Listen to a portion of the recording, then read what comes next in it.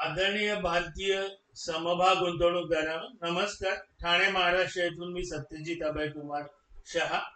आज तारीख आहे 19 ऑगस्ट 2026 आणि आजचा ब्लॉग नंबर आहे 249. आजच्या ब्लॉगचा विषय आहे remove misconceptions about returns of shares अथवा मराठीत समभाग गुंतवणुकीतून मिळणाऱ्या नफ्याबद्दल गैरसमज दूर करा.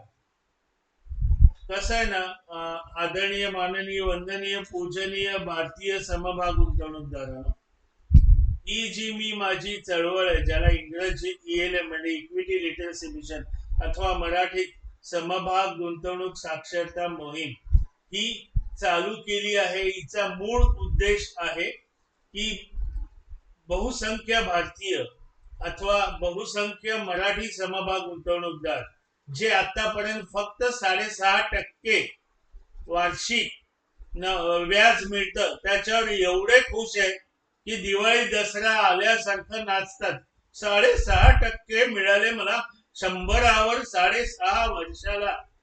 पण महागाई 20% हे विसरून जातात आणि प्रत्येक वेळेला रडायचं परवडत नाही, महागाई वाढते, आमच्या पेन्शन मध्ये परवडत नाही, हे नाही ते नाही. पण त्याच्यावर मात करायला कोणी तयार नसतं, कारण त्यांच्या मनात एवढे काही गैरसमज अनेकांनी पसरवलेले असतात. अनेक म्हणजे उदाहरणार्थ त्यांचे पालक, त्यांचे आजोबा, त्यांचे पणजोबा, त्यांचे खापर पणजोबा, त्यांचे शेजारी, त्यांच्या सौ, त्यांचे सासरे, त्यांचे मेवणे, त्यांची मेवणी. कारण ह्या प्रत्येकाने कधीच समभाग गुंतवणुकीतून काय मिळतं याचा अभ्यास केलेला नसतो. ही माझी चळवळ मुख्य हेतू त्याचा हा आहे आणि त्याच हेतूने आजचा विषय निवडलाय. हे सगळे जे काही ह्याच्यात मी काल माझे स्वतः मी निवडलेले समभाग किती टक्क्यांनी वर गेलेले आहेत याची माहिती दिलेली. लक्षात ठेवा, काल रात्री मी हे व्हिडिओ करू शकलो नाही. हे सगळे भाव कालचे आहेत, हे सगळे वाढलेले कालचे आहेत. आता मी पटपट सांगतो. समभाग क्रमांक अथवा समभाग क्रमांक 1 त्याचं नाव A कालच्या दिवसात 10% वाढला आणि गेल्या 2 दिवसात 13.20% वाढला. समभाग 2 B त्याचं नाव कालच्या दिवसात 9.7% आणि गेल्या 3 दिवसात 25.7. समभाग क्रमांक 3 ज्याला C म्हणूया, कालच्या एका दिवसात 7.04% आणि गेल्या 5 ट्रेडिंग दिवसात.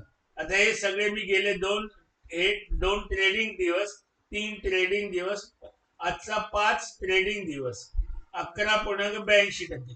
आता ट्रेडिंग दिवस म्हणजे शनिवार नाही धरत, रविवार नाही धरत, मध्ये एखादी सुट्टी आलेली असेल ती धरलेली नाही. समभाग क्रमांक 4 ज्याला नाव D दिले मी, 5.57% एका दिवसात. समभाग क्रमांक 5 ज्याला मी E नाव दिले, एका दिवसात कालच्या 6.90%.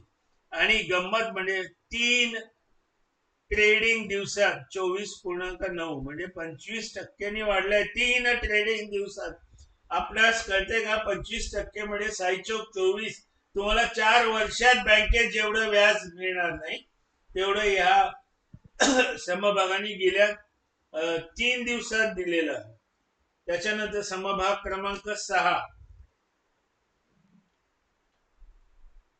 ज्याला F म्हणूया, कालच्या एका दिवसात 5.51% आणि गेल्या 4 ट्रेडिंग दिवसात 11%.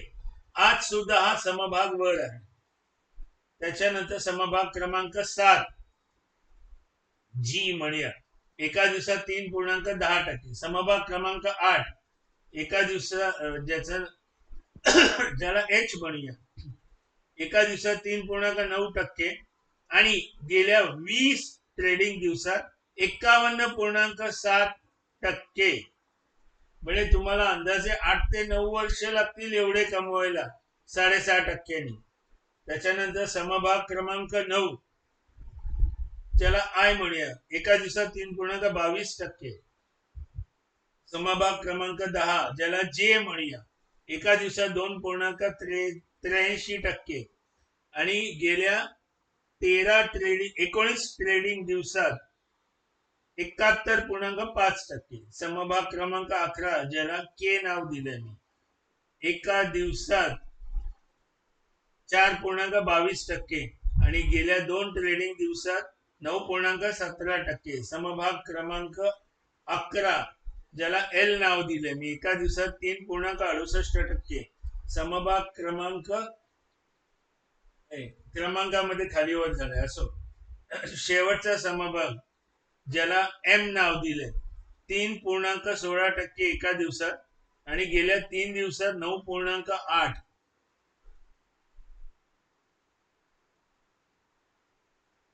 एकूण 13 समभाग आणि अतिशय चांगले वाढलेले. हे सर्वप्रथम मला हे दाखवायचंय की कोण म्हणतं समभागात मार खातात लोक, कोण म्हणतं नुकसान होतं. तुम्ही चुकीचं घेतल्यावर नुकसानच होणार ना. आता जे सध्या मुंडे साहेब, तुकाराम मुंडे साहेब करतायत की तारीख गेलेलं अन्न फेकून द्या, खाऊ नका. जर तुम्ही तारीख गेलेलं अन्न खाल्लं, औषध घेतलं, तर तुम्हाला उलट आजार होणार, तुमची तब्येत बिघडणार. हे लक्षात येते का?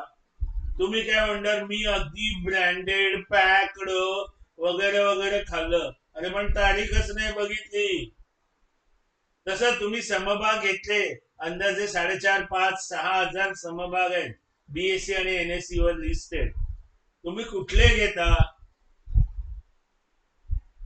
हे सुद्धा महत्वाचं आहे. तर मला इथे नाव नाही सांगायचंय, कारण माहित नाही मी परत सेबीचा नियम मोडतोय न मोडतोय माहित नाही. 2 रुपयाचा घेणार, 4 रुपयाचा घेणार, 10 रुपयाचा घेणार.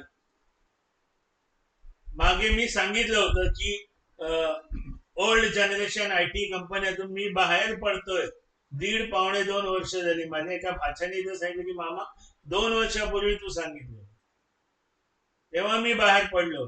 आणि त्याच्यानंतर 30%, 40% अंदाजे कमी झाले ते भाव. याचा अर्थ मी वाचलो की नाही त्याच्यातून. समभाग गुंतवणुकीला का नावं ठेवता? समभाग गुंतवणूक कधी केलीच नाही, योग्य प्रकारे कधी केलीच नाही. फक्त दे दे टिप्स दे, टिप्स दे, टिप्स दे रे, दे दे टिप्स दे, असं करत फक्त तुम्हाला टिप्स मिळून तुम्हाला काय मिळणार आहे का? त्या कुठल्या तरी दूरचित्रवाणीवरून ते सांगतात ते ये 2 दिन में ये बढ़ेगा, 3 दिन में ये बढ़ेगा, आणि तो ठेवतात 4 वर्ष. कारण अनेकांची एक प्रवृत्ती मी पाहिलेली आहे, मी एकदा घेतलेलं मी कधीच विकणार नाही. अरे काय विकणार नाही? पदोपदी त्या आस्थापनेला अडचणी येत असतात किंवा चांगले दिवस येत असतात. हे पाहणं आपलं कर्तव्य आहे. आपलं स्वतःचा बाळ जर वाया जात असेल तर त्याला सुधारवणं आई वडिलांचं कर्तव्य आहे.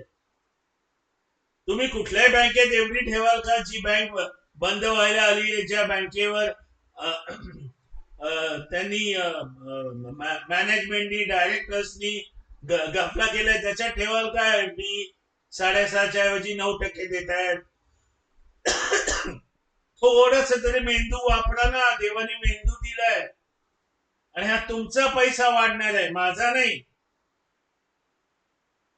आणि मला ट्रोलिंग करून काही फायदा नाही. नावं नाही सांगत, नावं नाही सांगत, नावं नाही सांगत, नावं नाही सांगत, नावं नाही सांगत. का सांगू? सेबीचे नियम आहेत. मला कुठे नियमात अडकायचं नाहीये. मी माझ्या मुलाला पण सांगतोय शिक, सगळं शिक. सुनेला पण सांगतोय शिक, स्वावलंबी व्हा. फक्त ते दे दे टिप्स दे, टिप्स दे, टिप्स दे रे, दे दे टिप्स दे. काय टिप्स दे? वर परत काय म्हणायचं, नाही नाही मला फक्त ना ते नाव सांगा तुमचं, काल ते तुम्ही सांगितलेलं 32% वाढलं, मग मी सगळं शोधतो. म्हणजे उद्या जर परीक्षा आहे, परीक्षा पत्रिकेतला मला तुम्ही अख्खी झेरॉक्स द्या, म्हणजे मला फक्त फक्त तुम्ही प्रश्न सांगा काय येणार आहे, बाकी मी सगळं करतो. अरे काय हे, मी काय ते महाबुद्धू आहे का हो? फक्त नाव द्या, मग आम्ही सगळा अभ्यास करतो. हा हा कुठला अभ्यास झाला? परीक्षेला अभ्यास हा संपूर्ण परीक्षा शाळेमध्ये त्या इयत्तेत असताना करायचा असतो. उद्या परीक्षा आणि आज तो पेपर फोडून मला प्रश्न मिळाले म्हणून मी वर्गातून चौथा आलो असं नाहीये. मी शासकीय तंत्रनिकेतन औरंगाबाद मधून मी पदविका घेतली मेकॅनिकलची. आमच्या वर्गात एक मुलगा होता, नंतर कळलं की तो आमच्या एका पिऊनला पैसे देऊन आमच्या चाचणी परीक्षेतले पेपर फोडायचा. दुर्दैवाने त्याने आत्महत्या केली नंतर. हे बघा, मी जास्त काही आता सांगत बसणार आहे. पैसा तुमचा आहे, तुम्हाला 6.5% मध्ये अतिशय आनंद होतो, अत्यानंद होतो. महागाई तुमची वाढली तरी तुम्हाला काही फरक पडत नाही, कारण तुमच्याकडे एक लक्षात घ्या, आज जर 100 कोटी असतील ते पुढच्या वर्षी कमी कमी होत जाणार. तुम्हाला कळते का? कारण मुद्दल तुम्ही मुद्दलीतून पैसे वापरणार खर्चाला, कारण जे काही मिळते तुम्हाला व्याज 6.5% तुम्हाला वर्षाचा खर्च निघणार नाही. आणि परत अजून एक, तुम्ही योग्य गुंतवणूक सल्लागाराचा सल्ला घ्या, त्याला पैसे द्या, त्याला त्याचा मोबदला द्या. म्हटलं तरी काही जण म्हणतात नाही नाही नाही बाबा, त्याला मोबदला द्यायचा म्हणजे माझ्या खिशातून पैसे देणार, माझ्या खिशातून पैसे देणार, आणि नंतर मला नफा जास्त झाला म्हणजे मला त्याच्यावर आयकर द्यावा लागणार. म्हणजे कोणी सांगितलंय 6.5% बरे? अरे हे म्हणजे हे दुसरीतल्या मुलाला चौथीतल्या मुलालाही न पटणारे हे सगळे आहेत. त्याच्यापेक्षा ते तुम्ही घरी एक बॉक्स बनवा, त्याला वरून भोग पाडा आणि त्याच्यात नोटा टाकायचा ना. अतिशय म्हणजे तुम्हाला काही भीती नाही चोरीला जाण्याची, कारण का नाहीतरी तुमचे दागिने कपाटातच असतात, त्याच कपाटात हे ठेवून द्यायचं, हवं तेव्हा मिळणार. म्हणजे अतिशय वेगात लिक्विडिटी, मनात आलं पैसे काढले. काय हे असले विनोद करू नका. हे मी काय माझी स्वतःची लाल नाही करत आहे, हे सगळे व्यवस्थित निवडलेले समभाग आहेत. कोण म्हणाल समभाग गुंतवणुकीतून पैसा नाही मिळत? बघा तिकडे राकेशभाई झुंझुनवाला, उलट राकेशभाई झुंझुनवाला गेले तेव्हा काहीतरी 37,000 करोड ठेवून गेलेले. आता त्यांच्या सौभाग्यवतींनी त्याचे बहुतेक माझ्या अंदाजाने मी जे वाचलंय 44,000 करोड केलेले आहेत. आणि गेले 2-3 वर्ष तुम्हाला माहिती आहे जगात किती ठिकाणी युद्ध झाली आहेत, मग सगळीकडे अशांतता आहे. तरी भारतातल्या समभागात गुंतवणूक करून एवढे जर परतावा मिळतो, आणि मी कोणी वॉरन बफे नाही आणि किंवा स्वतःला समजत पण नाही,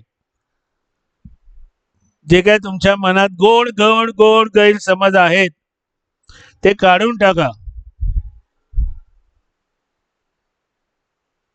तुम्हाला कायमच बिलो पॉवर्टी लाईन राहायचं असेल, आपली मर्जी, मी नाही काही करू शकत.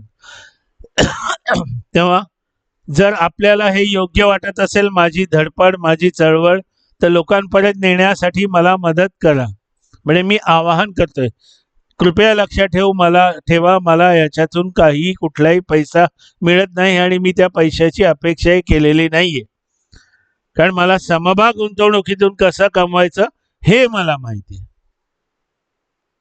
फक्त तुमच्या डोक्यातली ती जळमट आहेत नुकसानच होतं, हेच होतं, तेच होतं. फक्त मग समभाग गुंतवणूक म्हणजे सट्टा आहे, कोण सांगतं तुम्हाला? हे पटतं ना, योग्य गुंतवणूक केल्यावर योग्य परतावा मिळणार. आता तुम्ही बिर्याणीसाठी तुकडा तांदूळ स्वस्तातला मिळणारा तांदूळ केला तर कसा काय बिर्याणी भात चांगला होणार? त्याच्यासाठी मोठा तुकडा बासमतीच लागतो. तसंच गुंतवणूक करताना चांगले समभागात गुंतवणूक करावी लागते. जाऊ दे, माझा रक्तदाब वाढण्यापेक्षा मी इथेच थांबवतो. आपला पैसा आहे. एकच सांगू शकतो, सांगायची इच्छा आहे, उघडा डोळे, गुंतवा नीट. नमस्कार, धन्यवाद, जय हो.